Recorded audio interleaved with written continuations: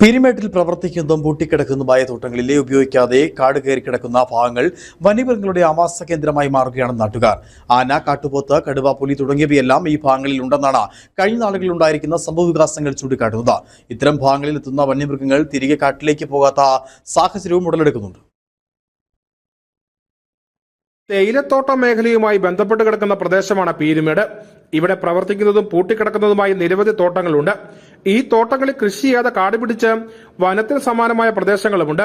ഈ പ്രദേശങ്ങളാണ് കാടിറങ്ങി വരുന്ന വന്യമൃഗങ്ങളുടെ പ്രധാന ആവാസ കേന്ദ്രമായി മാറുന്നത്.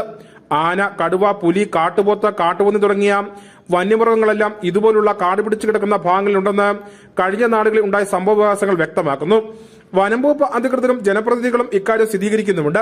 ഇത്തരം കാടുപിടിച്ചു കിടക്കുന്ന ഭാഗങ്ങൾ വെട്ടിത്തെളിച്ചിടാൻ ബന്ധപ്പെട്ട തോട്ട ഉടമകളും ഈ വിഷയത്തിൽ ത്രിതല പഞ്ചായത്തുകളും വനം വകുപ്പ് അടക്കം ഇടപെടണമെന്നും ആവശ്യം ഉയരുന്നുണ്ട്. 25 വർഷമായി ഉപേക്ഷിക്കപ്പെട്ട് കിടക്കുന്ന തോട്ടങ്ങൾ തൊഴിലാളികൾക്ക് വേണ്ടി സ്വാതന്ത്ര്യ പ്രാപ്തിക്ക് ശേഷം ഉണ്ടാക്കിയ പ്ലാന്റേഷൻ നിയമം വെച്ച് യാതൊരു കാരണവശാലും ഒരു നിർമ്മാണ പ്രവർത്തനം പോലും നടക്കാത്ത രീതിയിലാക്കിയിട്ടിരിക്കുന്ന കാരണം മറ്റ് നിർമ്മാണ പ്രവർത്തനങ്ങൾ പോലും നടക്കുന്നില്ല.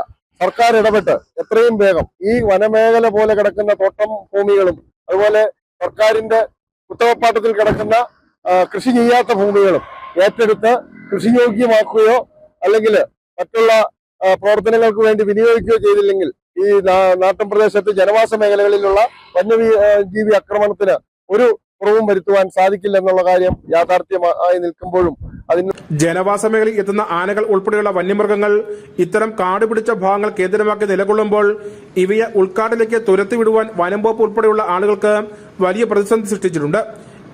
പീരുമേട്ടിലെ പ്രധാന ടൗണുകളോടും ജനവാസ മേഖലയോടും ചേർന്ന ഇത്തരത്തിലുള്ള കാടുകൾ സ്ഥിതി ചെയ്യുന്നുണ്ട്. ഇത് ജനജീവിതത്തിനും വലിയ വെല്ലുവിളി സൃഷ്ടിക്കുന്നുണ്ട്. വന്യമൃഗശല്യം ഉണ്ടാകുന്ന സമയത്ത് ഈ വിഷയം സജീവമായി മുന്നോട്ട് വരുന്നതാണ്. എന്നാൽ ഒരു തുടർ നടപടി ഇക്കാര്യത്തിൽ ഉണ്ടാകുന്നുമില്ല. Idukki vision news, Peermade.